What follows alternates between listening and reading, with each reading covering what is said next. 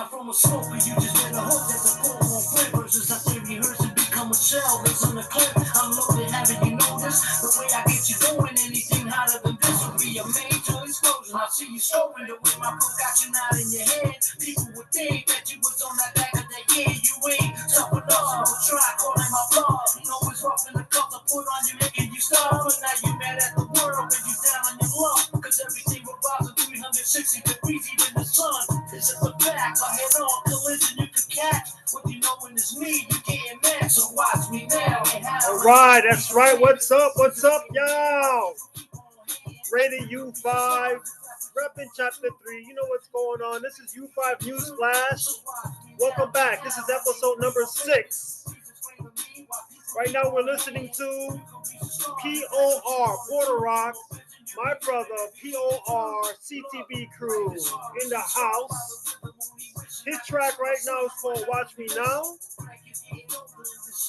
And I want to welcome my big brother, Poor U5 CTB KO. He'll get into all of that. Let's welcome Poor to the show.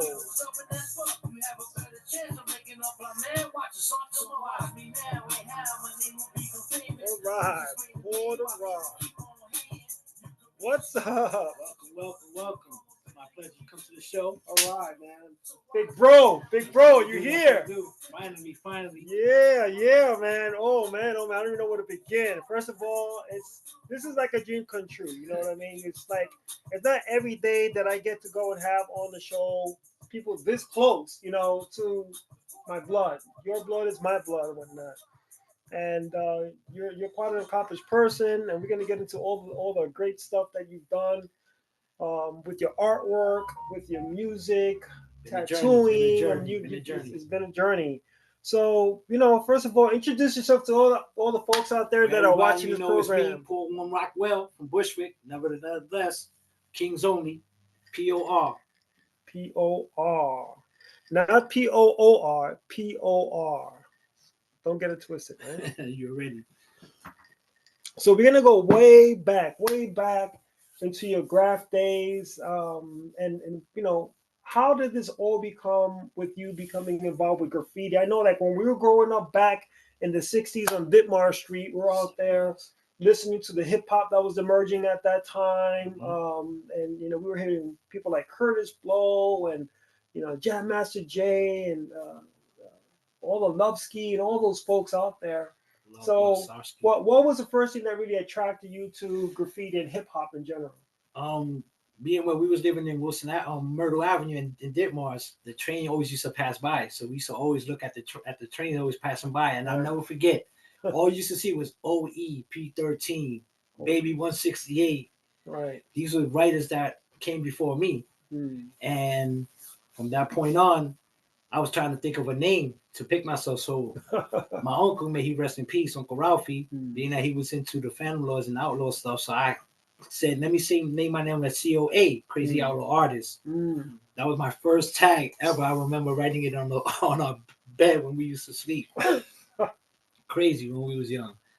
And from that point on, I started going out more. And that's when I ended up meeting R.E. and Pizer from Kings Only. Then since I knew Tor, T-O-R, I said, let me change my name. Since it was me, P, I said, let me change my name to P-O-R. Oh, so you swapped it from, you was with your boy Tor, and then you wanted to write Por. And so I put the P, and then I stuck with that, and that's how I started writing. And that's how I started getting my name out there, writing with graffiti. So I know when we were growing up as kids, we weren't even teenagers yet.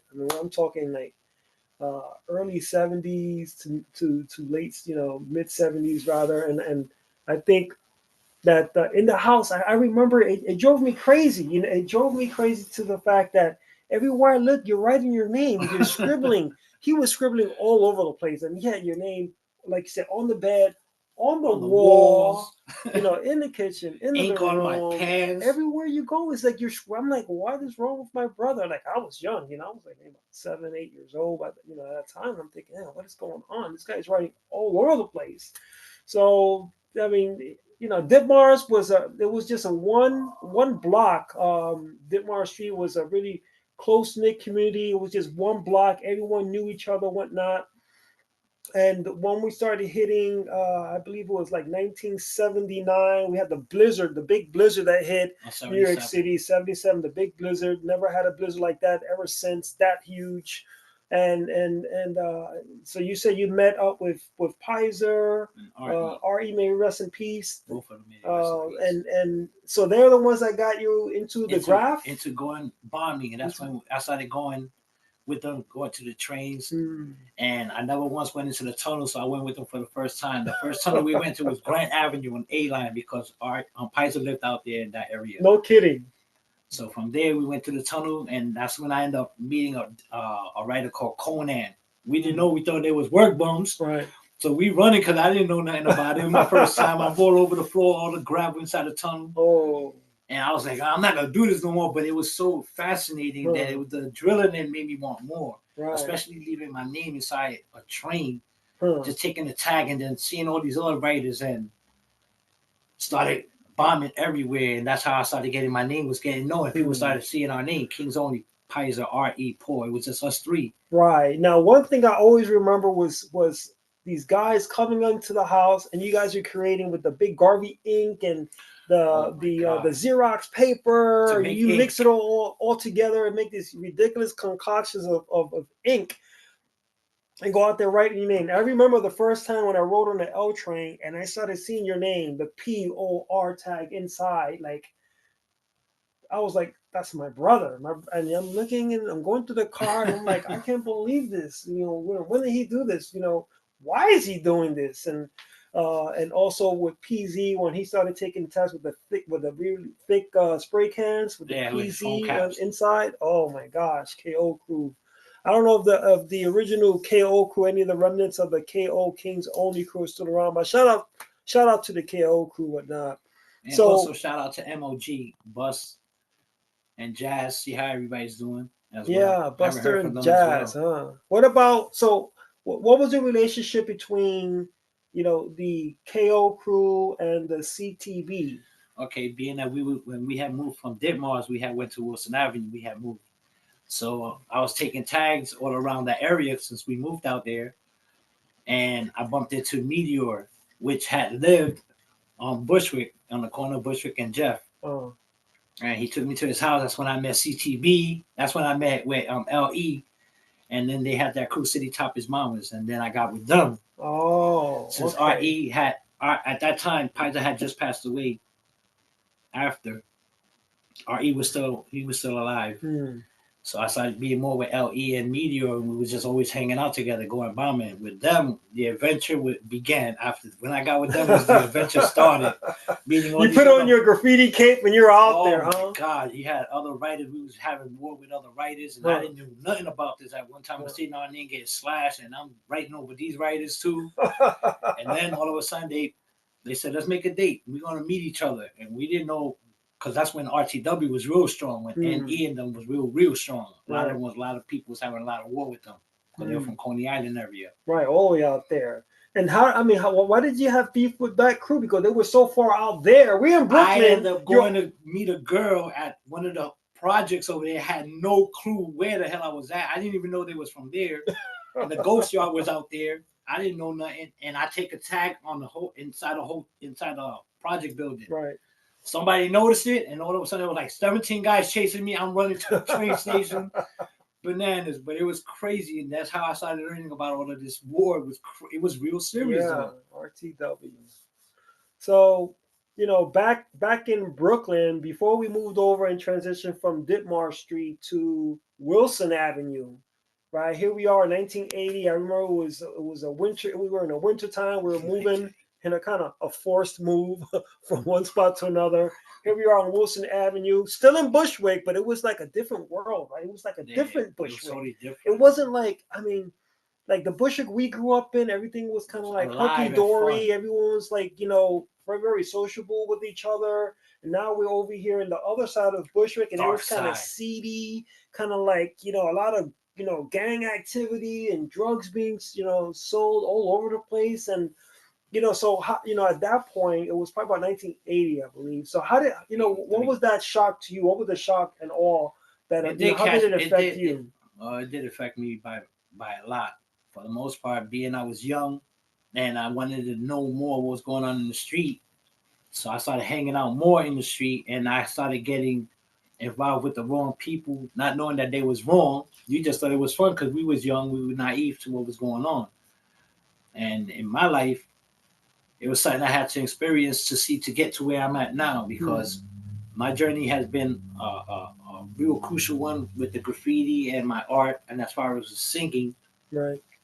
But I don't regret a lot that I've learned, but I am grateful to be alive today and to help other people out there as well that might have been going through the same situation that I might have went through. Right. You know? So by that time, I think maybe around, I don't know what time did the subway art, with Futura and Lee and Dondi and Lady Pink and all the legends that we grew up, because in my in my eyes, like, you were the generation right after them. After they came out, we're rolling with the Campbell soup cart, Oh my God, when when Starsky and Hutch cart, all that stuff, Zephyr, Clyde, all of them.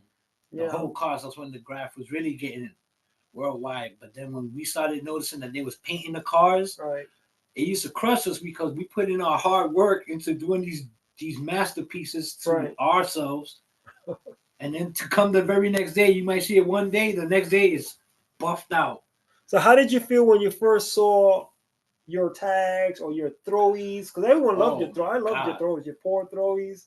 I think when I started seeing them when did you first see your first throwy roll? In Broadway Junction at the train station. Broadway Junction. So you were out there, Broadway Junction, you're clocking the trains going through. And all of a sudden I see my name pass by. I was open. I was like, yo. Back then we didn't have digital cameras. We had actual cameras. So we tried to take snapshots of the cameras of our pieces. Yeah, there was no digital cameras. I was open, and from that point on, I said, I'm going to take over. I always said, I'm never going to stop writing until I hit an airplane. Serious stuff. Because I kind of figured I would want to see my name everywhere. Yeah. So you was big on the L's, the double L. Back then it was the double L. The J's, the M's. The J's, the M's. And the Z's. The Z's, yeah. Those are our stomping grounds. Well, we used to hit a lot on the I and D's, which is the A's and C's, but not as much as when we from Brooklyn. We used to be on the J and the M line, right, and the L.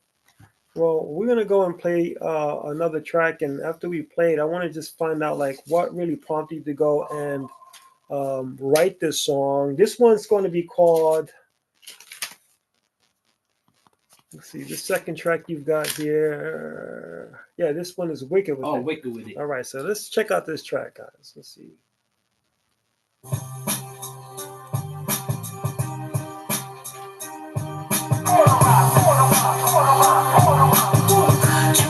Straight out of Brooklyn, baby.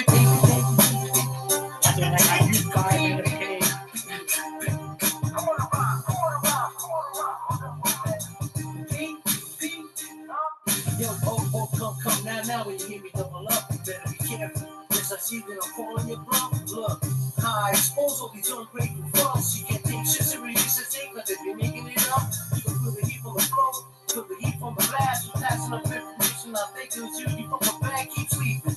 Thinking I'll be creeping in the night as soon as you blink. That's when you think you were headed toward the lights. And me now, I'll get the crowd bucking. It's the P, baby, with words as sad as a kiss and cup. So hold up and slow down as we can find a little time. Then we can walk, but you know I'm on my grind. Let's have fun.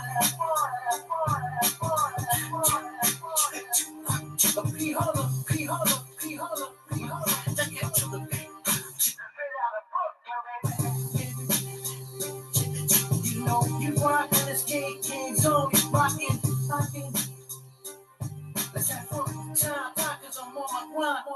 Don't slow down, look at the way that I can rip it. Show when they get when I hit niggas, your body get sick with this shit I spit.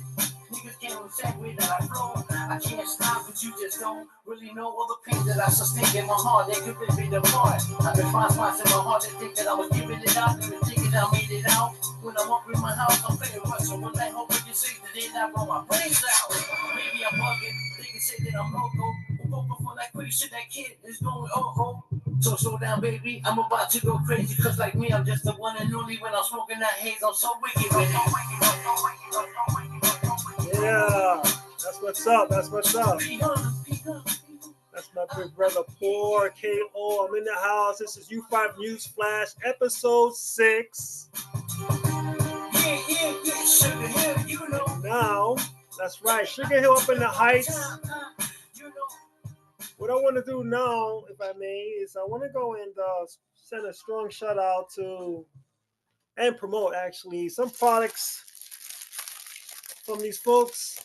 Fam out there in Hartford, Connecticut.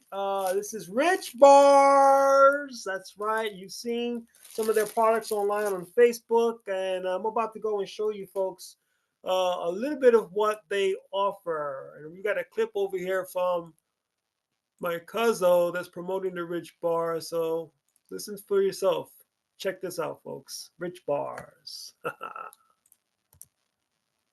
What's up, everyone? I'm back with some more Rich Bars. They got some new awesome design on their soaps, like this one right here. It says home. It's their lavender scent one. It smells so good. And they got this one that says happy. Can you see? And it's their coconut one. Again, smells amazing. Then they have another lavender one that says love for Mother's Day that's coming up right now.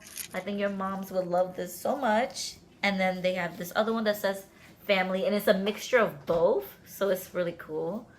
It smells amazing. It smells so good. And they still got the baskets. Imagine receiving this in the mail or like anywhere or like as a gift. It's so cute. And it already comes with this, the soap holder, the little bag, the 2 soaps, and the basket, reusable. It's amazing. And we got some new cards. So you could contact us at Rich Bars to help support the small business. And if you could, contact us through Ada Vasquez or Babe Vasquez and Rich Bars. Yep.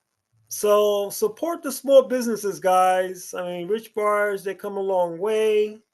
And we just want to go and support, those folks out there. And it's Rich Bars with the Z. So it's RICHBARZ soap on Facebook. Rich Bars is one word, space soap. Rich Bars out of Hartford, Connecticut. You can also hit them up.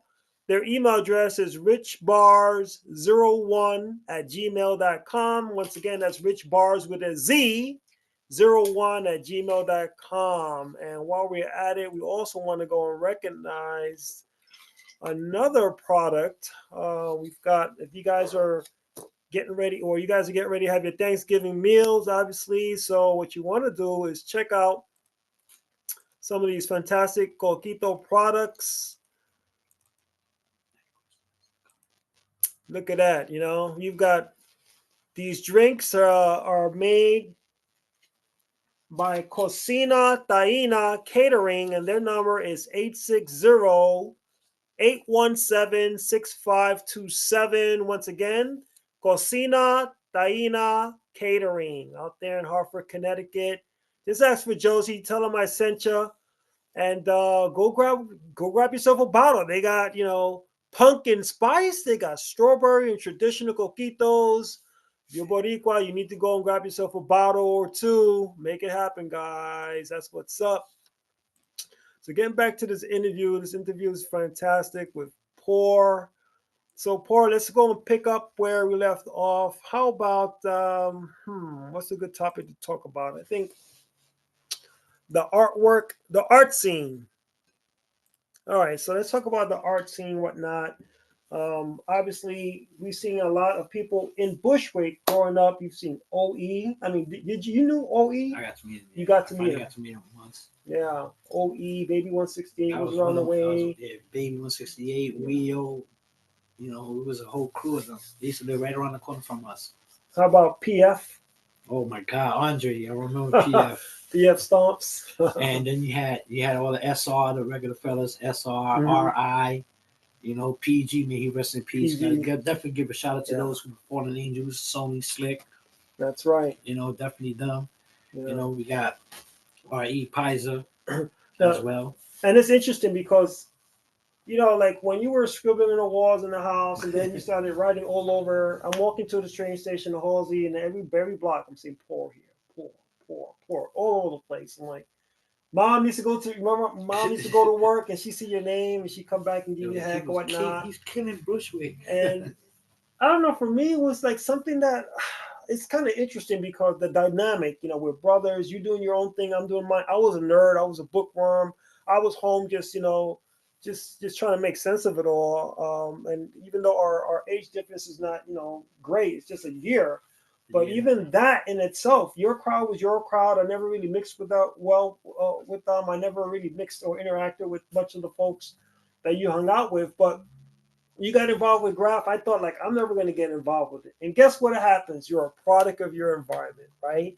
And, growing up in Bushwick, I mean, there weren't a lot of options for folks. I mean, you were either selling drugs, doing drugs, writing graffiti, or robbing folks. And none of that stuff really appealed to me. And I said, man, I'm going to pick anything that's going to be artwork. And I used to like to draw. I've been, avid comic collector and whatnot. And I said, man, I started gravitating towards art and graffiti. Why?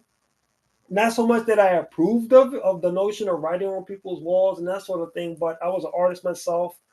And in addition to that, I couldn't see myself doing any of those other things.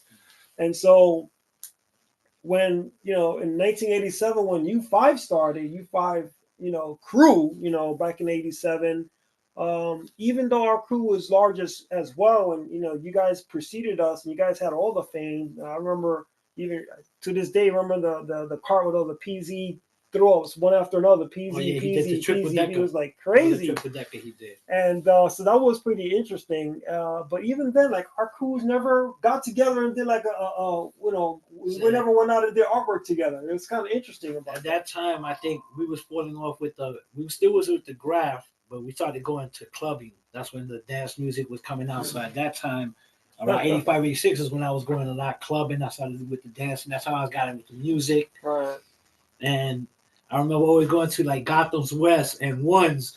Then you used to go after her. I used to go to different clubs though. That you went to those places. Roseland. Like Roseland was my favorite spot. Our thing with U5 and myself, we used to go to Studio 54, right? For those of you who know about the Studio 54. Some folks went to the Limelight. We didn't do the Limelight. We tried to get in the Limelight. They wouldn't let us into the Limelight. But we did get into the Spotlight, right? So we went over to Lemoore East out there in Queens. I never got to go there. Yeah, and 1018s was another place we go over. Heartthrobs, remember Heartthrobs? No, I didn't get to go Heartthrobs. Yeah, so I mean, the club scene was big, and I remember we used to go deep, and we used to go with a whole group of U5 members and have fun. Other chops used to come in, whatnot. So, what else did you get involved with as far as the Graph is concerned? Like any memorable pieces that you ever did, that really stick out and say, man, I remember that was the piece that I really rocked it, or really the people we got a lot of responses from. A long time ago, I remember I went to go do a whole train, and that's when I ended up meeting Futera, and he helped me do my pour a whole car, and he put his too. And to that day, I was like one of the best moments that I met someone that was of somebody of stature to help me do a whole car. Whoa. And because I was younger at that time, and I didn't format like style at that time. It was just basic. Right. Besides my throw-ups, and that was one great memorable moment that I wish I could have had a picture of that car. It was so worth doing. It was a whole night, and I never forget that day. Wow. What about any? What was one of the scariest moments you had? And you probably had plenty, but I mean, it comes up from the top of your mind, from the top of your dome, like they say back in the days. Like, what was one of the moments where you're like, oh man, that was pretty. That was cutting it pretty close. I'll never forget. It was back in 1985, about 85. We was supposedly LE had got in contact with one of the people from RTW, and they were supposed to meet us at Halsey train station from the J line.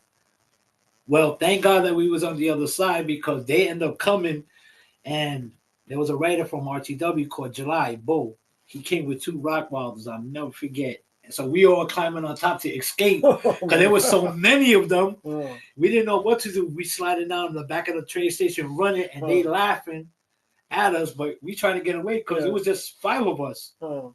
I'll never forget. It was just us 5. It was You- R.E., Pizer, L.E., and Meteor and myself. So we wanted to just see what was going on. Right. But they came with like They 20 came with plus us. the dogs at that. Wow. We just, that was one moment that we was like, I'm out of here. So Wow. What I'll never about forget that moment. you ever got caught up by Vandal Squad or anything like that? Pretty much, yeah, I got painted by them. I'm writing graffiti on the wall, and they ran up on me, and they caught me and took the spray can and spray painted me and kicked me on my butt, sent me back on my way. That was an embarrassment, definitely. Yeah. Vandal Squad. It was Tom and Jerry? No, it wasn't them. It wasn't them. But it was one of his henchmen. One of the guys that folks. was in the van. Yeah.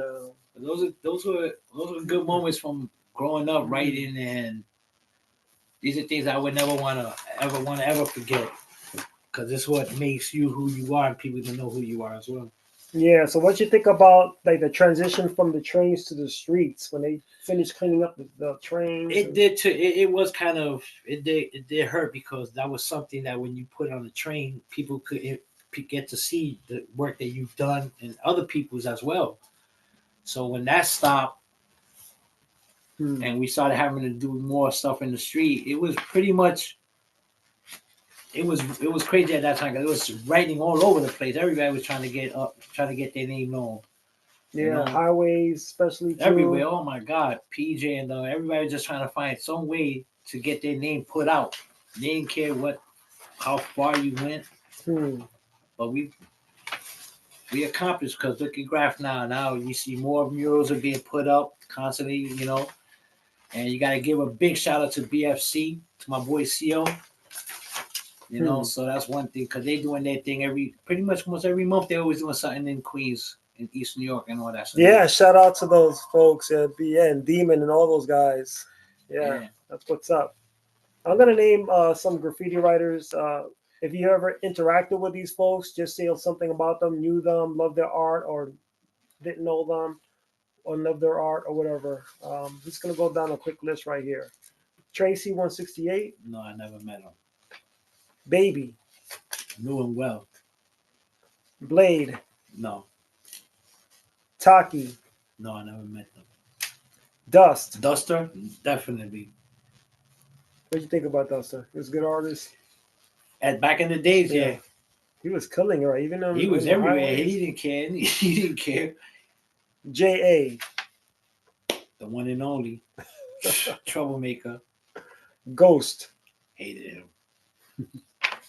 MQ. No. Vifer. No, I don't know who he is. Easy. No, I never met him. You know of his art. I know of. I see his all over the place. Yeah. To this day. Fib. F-I-B. No, I never met him either. Jaws. Yes. Who don't know Jaws? Yeah. Okay. How about Graph Wars? What was I know you guys had a ridiculous war with with RTW and whatnot. Any other big graph wars that you witnessed? Maybe it didn't have anything to do with you, but you just kind of like on the sidelines, like, man, look at those guys go out. Yeah. Matter of fact, I do remember one. It just came out to mind right now. Ice from LSD. When they had war with the RTW from Southside. Oh. And they was fighting by McCarrion Park. I don't forget that. Really? Yeah, it was a big thing. Yeah, shout out to Ice LSD, man. I don't know if he's still out there in the Southside. I don't know, man. It's been a minute. It would be a pleasure to get to see him again. Yeah. See how he's doing. So tell me, when you left Bushwick, how did life change for you? Now you're up there in Manhattan and whatnot. You still go down to Bushwick? You still keep in contact with folks, or you've left that behind? Well, I still go down to Bushwick area just to drive by. I really don't know anybody out there anymore besides the ones that we know who may not be there anymore. But leaving Bushwick and coming, to Manhattan, it was a big transition, having to take care of, my dad. Me, God bless the dead.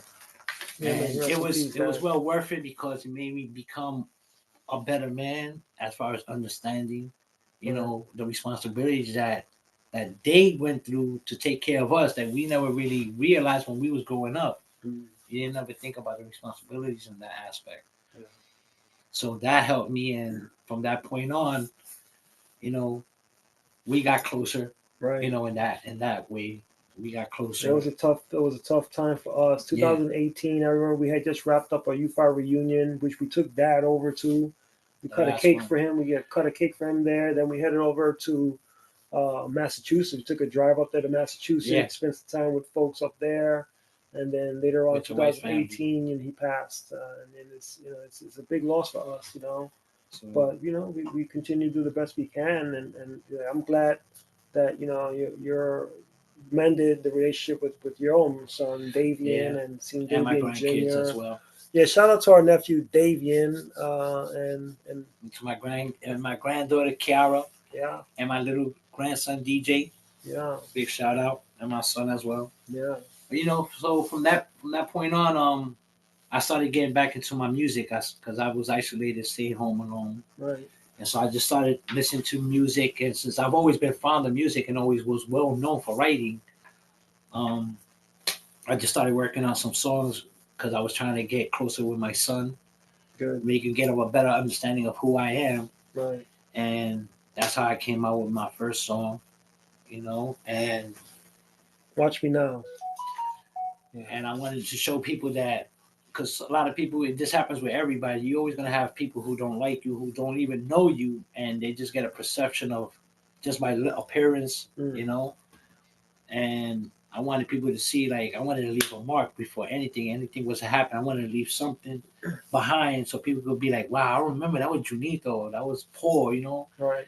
And listen to what he's writing. And right now I'm working on some more singles and I'm trying to drop right now. So yeah, I wanted to find out. Yeah, what you got in your future? What are your plans? I saw you've done tattooing as well. Yeah.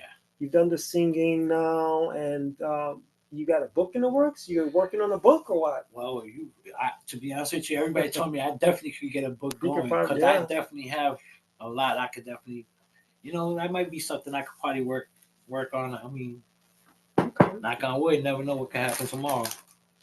Well, today is Thanksgiving, so this is an extraordinary day. We have a lot to be thankful for. Your family is number one. That's the most important thing. And it's been great having you on the show. Well, any last shout out? Any last shout outs you want to go and send to the folks out there watching this video? Well, I want to give a shout out to my family, my cousin GA and Rad. You already know, Sal, the rest of my cousins, Judy, Valerie, everybody out there, Pumpkin. And more so to my moms, because without her, we wouldn't be here today saying what we saying to you. That's right. Shout out to the U5 mom. You already. We love y'all. All right, y'all. This is Rated U5 here with my brother, my big brother, the one and only Puerto Rock, Pour One, Kings Only, City's Top Bombers, U5 crew. Everyone have a great Thanksgiving. Be safe. Take care of one another. You already know. Take care of one another. Enjoy your food. Don't drive and drink, please. Be safe so you can get ready to go and celebrate the next holiday coming up. Meanwhile, listen to my brother Pour One, U5, full effect.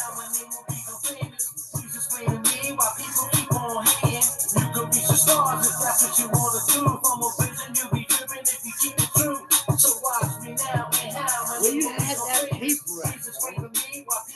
That was a magazine.